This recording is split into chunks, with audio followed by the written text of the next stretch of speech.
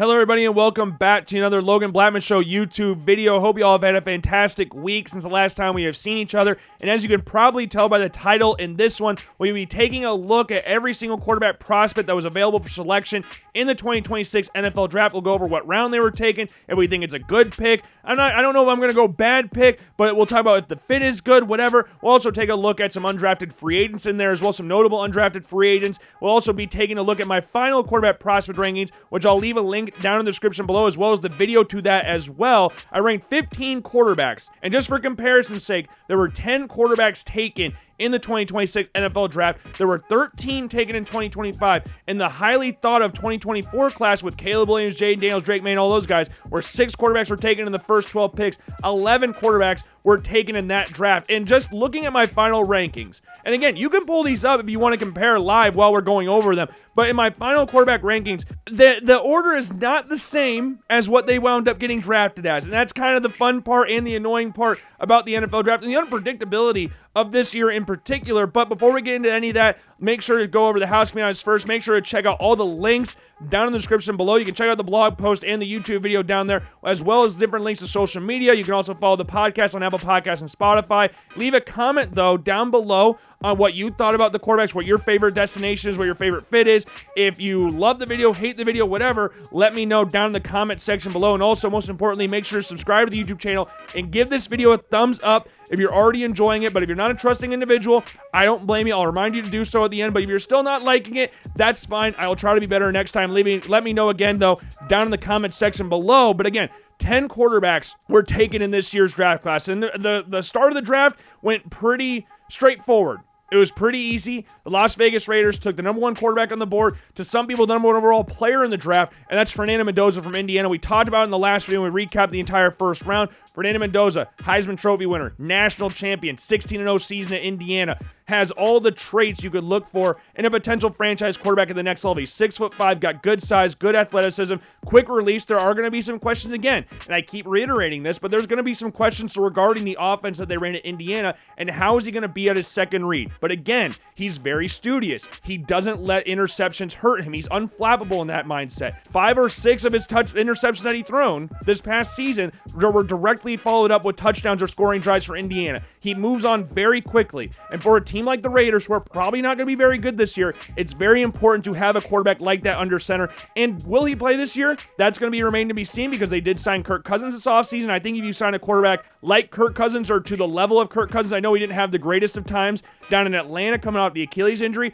but if you're signing a quarterback of that level, it does kind of tell me that you're going to go the kind of Patrick Mahomes, Jordan Love-esque approach, Aaron Rodgers approach, where you're planning on just sitting him for a year and just keep riding with him. But Mendoza, he was the number 1 quarterback on the board. To some people, the number 1 overall player on the board, so it was a pretty straightforward selection. Then the next one, pick 13, Ty Simpson, the Los Angeles Rams. He was going to be a first-round draft pick, and it was pretty much down to the Arizona Cardinals. We're talking about trading back up into the first round, or the Los Angeles Rams at 13. There's been a lot of conversation around this pick. A lot of people don't like it. And for Rams fans out there, if you look at the roster and you look at what the expectations are for this season, you would look at that as a team that's ready to compete for the Super Bowl. So why would you not just take a player like a Micaiah Lemon, like a Kenyon Sadiq, and add on to a Super Bowl winning roster, rather than drafting a quarterback who's not going to see any action for Lord knows how long, because Matt Stafford's coming off an MVP season. Now, his back has flared up. That was a big concern going into last season, his back. He suffered a back contusion a couple years ago, but he's playing his best football right now. And Matt Stafford is not going to be sitting around babying Ty Simpson. He's not going to do that. No, if anybody's expecting him to do that, that's not going to happen. But I do think it's for the betterment of Ty Simpson's career to go to a team like the LA Rams versus the Arizona Cardinals. I know at face value, obviously, the Arizona Cardinals have been in 1 Super Bowl their entire existence. They're one of the oldest franchises in the NFL. The Rams just won a Super Bowl a few years ago. Matt Stafford just won an MVP. They have one of the best coaches, if not the best coach in the NFL, in Sean McVay. They're a very well-run organization. So obviously, from face value, of course, that makes the most sense. Like, obviously, I would rather have Ty Simpson go to a more stable environment. But in that sense, he gets time to mature under Matt Stafford. Again, regardless of Matt Stafford is actually coaching him or not, he's going to be able to mature under him, because that 15 starts thing, that's going to cause a lot of people, that's going to scare some people. I mean, it scares me. There's not a great track record of that at the NFL level for quarterbacks that are going into this league with very little starts and starting right away. Anthony Richardson's the prime example of that. Mitchell Trubisky's another one. 13 and 15 starts, if I'm not mistaken, between them, and Ty Simmons got 15. If he went to Arizona, the chances of him starting right away were pretty good. And if anything, they're 100 times more likely to start right away in Arizona than he would in LA. So that's going to be the big cause of concern there. And I understand it from Les Snead's perspective in regards to when are we ever going to be able to pick from this spot again? We might as well get our potential franchise quarterback or our potential quarterback of the future now rather than wait until somebody else takes him. If we like Ty Simpson that much, take him now. And if Ty Simpson ends up being a success, no one will ever sit back and go, Ty Simpson, oh, that was a reach. That was a reach. Remember they took Ty Simmons at 13? Man, I don't care if he won multiple Super Bowls and MVPs. That's a reach still. That's still a reach. But if he doesn't work out, I'm obviously rooting for Ty Simpson. I really like Ty Simpson. But if it doesn't work out, then that's just going to be pointed to. And people are already hating on the Rams draft because of that. A lot of Rams fans out there, the three of them that are out there, that's what we're looking at number 13. And sticking in the division, the other team that was linked with Ty Simpson super heavy was the Arizona Cardinals, the first pick of the third round, taking Carson Beck from Miami. So this is where the board starts shifting around on me a little bit because I had Fernando Mendoza at QB1, Ty Simpson at QB2. I felt that was pretty straightforward. Carson Beck I had as QB6. And Carson Beck, I like Carson Beck to a certain extent because I do think he showed great improvement from Georgia to Miami. That last year at Georgia, a lot of his confidence was shot. A lot of his confidence. He was starting to turn the ball over, and he's one of those guys that's a very confidence-based player. And you can get that with some quarterbacks out there where if one bad thing happens, head drops, and then a kind of a bowling ball type effect or a Sisyphus type thing where it just keeps, we got to roll back down the hill, now we're building our way back up. And at Georgia that last year, it just didn't really feel like he was a part of the team. And I'm sitting there as an outsider. Obviously, I don't know anything that goes on in that Georgia locker room, but it didn't really feel like it was his team that year. And then you saw him complaining about not having likes of Brock Bowers or Ladd McConkey, so that's why their offense was struggling. There's no run game, all of that stuff. A lot of excuses there. Transferring to Miami, and that week 1 game against Notre Dame in the rain was like, oh, Carson Beck's actually legit now. That's the Carson Beck I remember prior to the 2025 season. That's what I wanted to see. And then the rest of the season, yes, he had that blip against Louisville where he threw 4 interceptions, bad interceptions. Following the game where he had a fantastic performance against Florida State on the road. But I thought throughout the course of the season, you rarely saw his head dip because that's a big thing. We talk about Fernando Mendoza being unflappable. That's one concern that I have with Carson Beck is when that head dips, it kind of stays dipped. And on a team like the Cardinals, if he plays right away, if he doesn't, I don't know. Regardless, they're going to draft a quarterback next year. And whether you think that's fair or not fair to Carson Beck, the likes of Arch Manning, Dante Moore, anybody of those guys, Drew Mestamaker, like there's a lot of quarterbacks that will be available in next year's class. Obviously, we're projecting at this point because if we did this last year and said that, a lot of the quarterbacks that we would have said there haven't even gone off the board yet or went back to college. So we got to be careful with that. We got to be really careful here. But Carson Beck could play right away. I do think he will fit what LaFleur wants to do on offense. I do think having a running back like Jeremiah Love behind him will be very beneficial for him. I do think Carson Beck fits here. I don't think he has a great deep ball. I think he puts a little bit too much loft on it. But when he's in sync and in rhythm, and he's playing with confidence, you see that smile, then he'll start performing better. But that second it dips and performance is starting dipping a little bit, I feel like that's going to be a Sisyphus type moment. But again, anything can happen to the next level. It doesn't surprise me he was the third quarterback off the board. He's not necessarily my cup of tea, but I can understand it. I thought he played well this year. I thought he built his stock back up, and I'm intrigued to see what he does in Arizona. Sticking into the third round here, the Pittsburgh Steelers taking Drew Aller, who I actually had ranked above Carson Beck, but again, it doesn't really surprise me that Beck did end up going before Aller. Aller is the projection of this draft. If Drew Aller develops properly and is nurtured the right way, he could very well wind up being the best quarterback in this draft class just based on physical tools. I mean, he has the strongest arm. He's got the best build. He's a decent athlete. I'm not going to sit here and act like he's some burner when he gets in the open field, but he can make you pay with his legs if given opportunities. They did run a few quarterback draw plays for him while at Penn State. And the thing with Aller is third year as a starter. Why are we still talking about how raw you are as a prospect? Why did we not see those improvements that we were hoping to see from the year before to this past year, where we saw him in the Big Ten championship game against Oregon, where we were talking about him being a potential top 5 pick to the Cleveland Browns? Why did we not see that continued improvement? Because in those first few games of the season against Nevada, Florida International, and Villanova, he did not play good. I don't care if Penn State wound up blowing out each one of those teams. Drew Aller individually did not play good. And what I like about Aller, though, he grows with the game, but there's so much rawness in his game still, especially with his footwork, where you sit back and go, why hasn't this developed? Why haven't we seen this continued development of Drew Aller? Third year as a starter, I shouldn't be having the same questions that I had in his first year as a starter. And the Steelers, they believe that Drew Aller can become a Joe Flacco type quarterback. And there's going to be some quarterback competition between him and Will Howard, or if Aaron Rodgers comes back, we're going to have to wait and see. But I think Aller still needs time to develop. And this was supposedly a hand-picked player by Mike McCarthy. I almost said J.J. McCarthy. Mike McCarthy, which makes sense. And if they feel like they can develop Drew Aller, you might, again, have the best quarterback in this draft class just based on physical tools.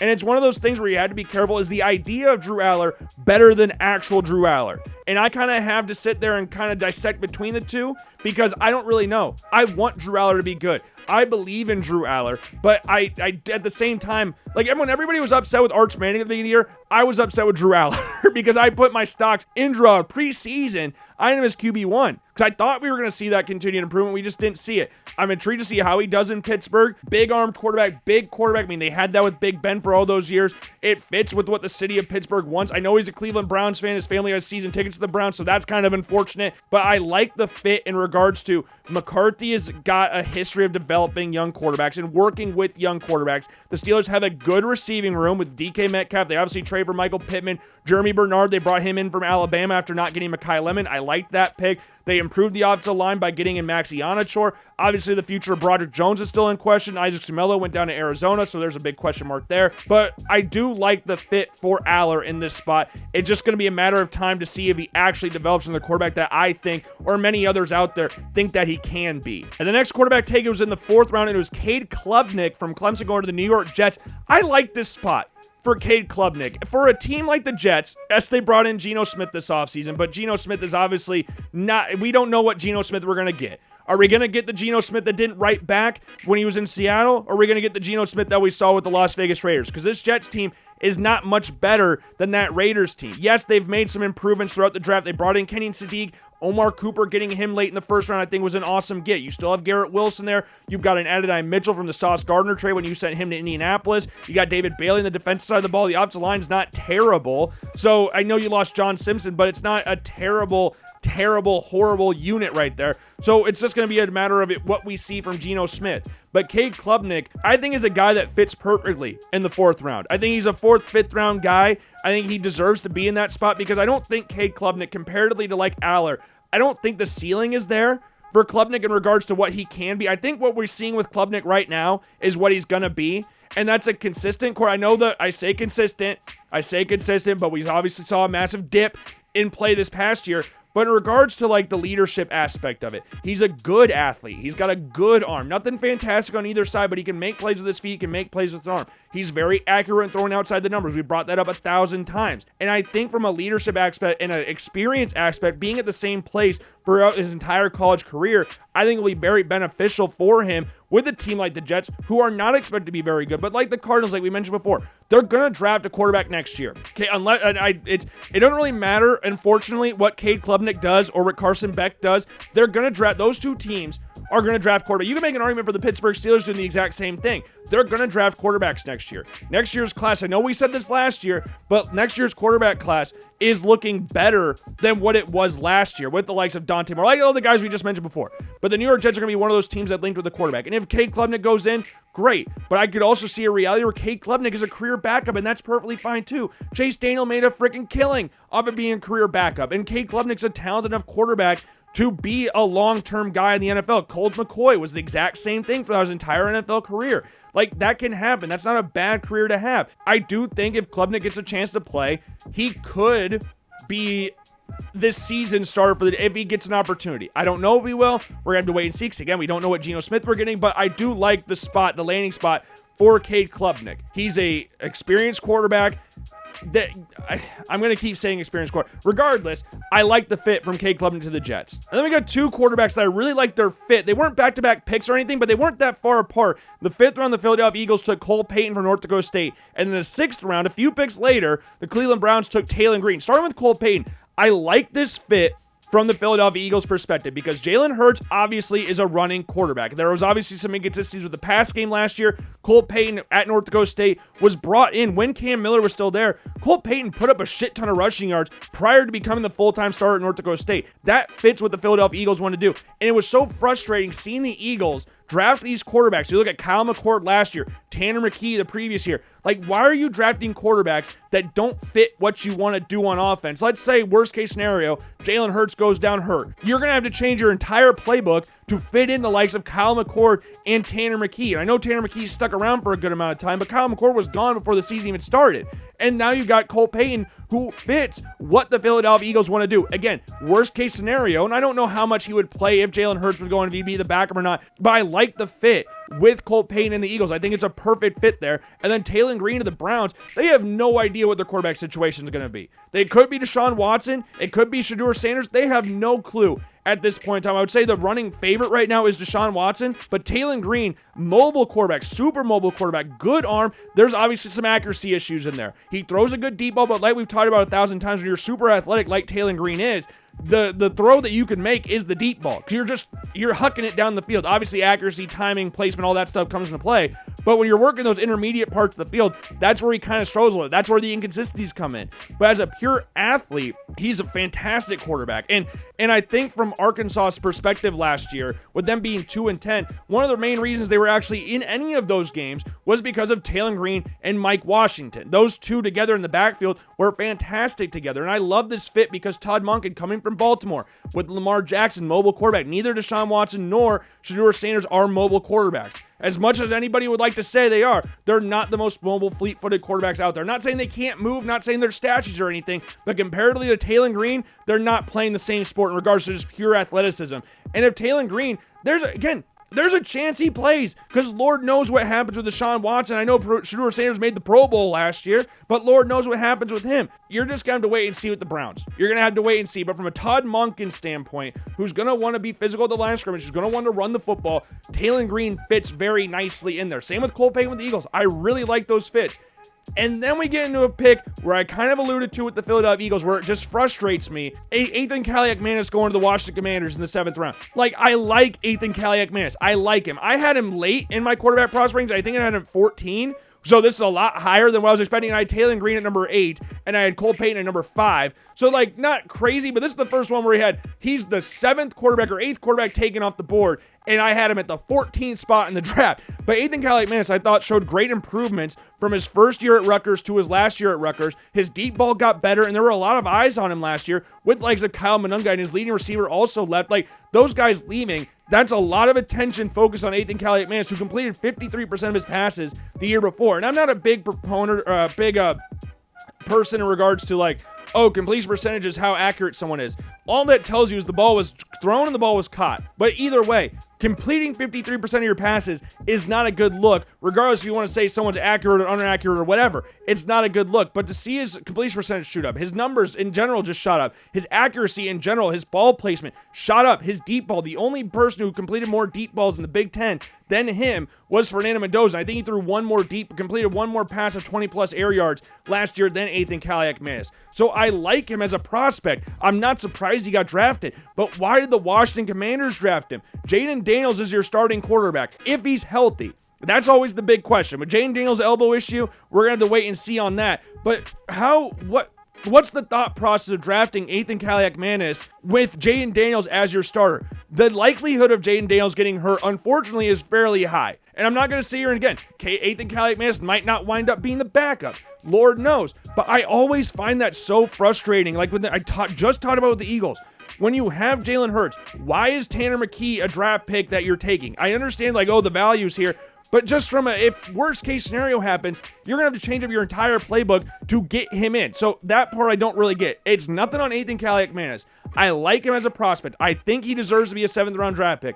But from a team fit, it doesn't make a lot of sense in my brain. It really doesn't. But if we're moving on to the next quarterback taken, it was Baron Morton from Texas Tech. He's a very experienced quarterback, 3.5-year starter while at Texas Tech, helped them get to their best finish in school history this past year. Obviously, crashed out in the Orange Bowl against Oregon, but can't really blame him for that. I don't think he's anything spectacular. I think he's a good-sized quarterback. I think he's got a good arm, not great arm. I think he's a decent athlete, not great athlete.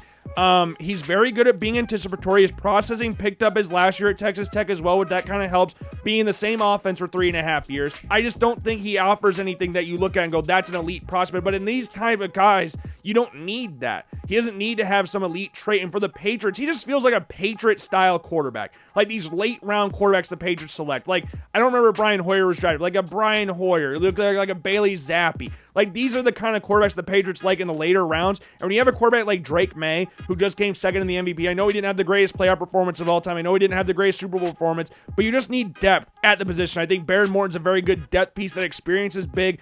In the goodness, I don't think he's very consistent, but the goodness of all the traits, I think, is what helps him in this situation. But I don't mind it. It's nothing that you're going to really write home about. He's not going to play very much unless something terrible happens to Drake May. But I could see him being a long-term backup for the New England Patriots since getting drafted in the 7th round. And the final quarterback taken, Garrett Nussmeier, my QB3. This one was one of the shocking moves of the draft. I don't know what this was about. I don't know if Brian Kelly was not very, I didn't have much praise for him throughout the draft process. I don't know if he didn't interview that great. I don't know what really happened with Garrett Nussmeier in this process. I know he got hurt this season. There was a lot of zip taken off his ball. His deep ball was waiting on him, throughout the course of the last season. He ended up getting benched for Michael Van Buren. I don't know if that was based solely on performances, because he wasn't performing very well, but I don't know if that was based solely on performances or if that also had to couple in with his injury as well. I don't really know, but regardless, last season was not great for him. But I think from an overall prospect ranking, I had him as QB3, and I will stand by that ranking. I think going to Kansas City and sitting behind Mahomes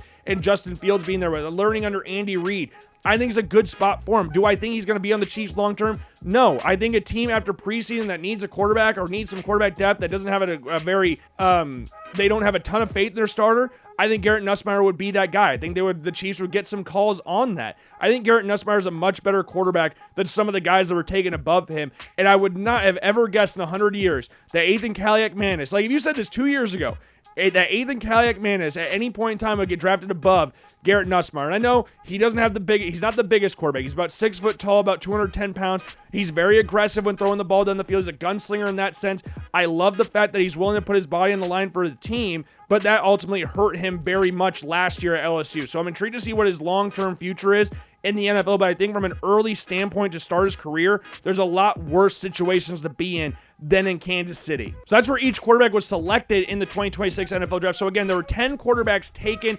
My order is right here. The draft order that actually happened is right here.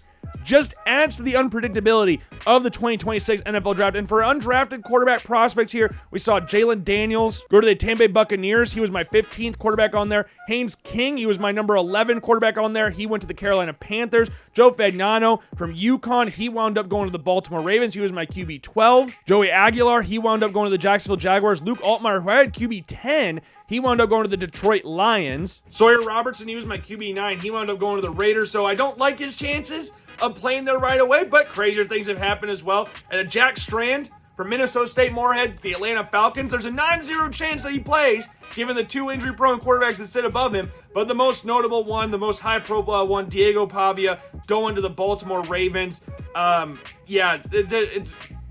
Was anybody surprised he went undrafted? They shouldn't have been. There's no surprise there. But Mark Gronowski went to the Dolphins. I know that was the one everybody was really caring about, was where Mark Gronowski went. But yeah, I'm intrigued to see how this quarterback class does this upcoming season. How many of them actually get a play? Like out of the drafted guys, you could look at like Fernando Mendoza has a chance to play this year. I would say Carson Beck has a chance to play. I would say Aller has a chance to play this year. Klubnik, I would say, has a chance to play as well. Taylon Green, I wouldn't give it as good of a chance to those guys, but given that the uncertainty around the quarterback position in the Cleveland Browns, there's a non-zero chance that he'll play this year. But yeah, I like most of these destinations, but like Ethan Kaliak-Manis going to Washington, just from a fit standpoint, it confuses me. But I do like the Cole Payton fit. I do like that Ty Sims was drafted by a team that can let him sit there and develop before taking over rather than rushing him into a spot that he's not ready for. Yes, I think Ty Simpson processes at a higher level than what a quarterback with 15 starts typically does, but that doesn't mean he's fully ready to take over an NFL offense right from the jump. And I think it's smart for a team like the Rams or a team that have a strong structure in place with a head coach and quarterback in place to draft a guy like Ty Simpson. But regardless, with all that being said, I do hope you enjoyed the video. Again, leave a comment down below on what you thought of the NFL draft in general, what you thought about the quarterback prospect rankings, what you thought about where each quarterback went. If you loved, hated them, whatever, let me know down in the comment section below. And also, make sure to check out all the links down in the description below in the blog post, YouTube video, all that stuff. Check that out down in the description below. Podcast, Apple Podcasts, and Spotify. And of course, make sure to subscribe to the YouTube channel. Again, give this video a thumbs up if you enjoyed it. If you did not, I sincerely apologize. Try to be better next time. And yeah, that's all I've got for you today. I hope you enjoyed. Again, if you didn't, I sincerely apologize. Try to be better next time. I've been Logan Blackman, and I will see you guys later. Peace.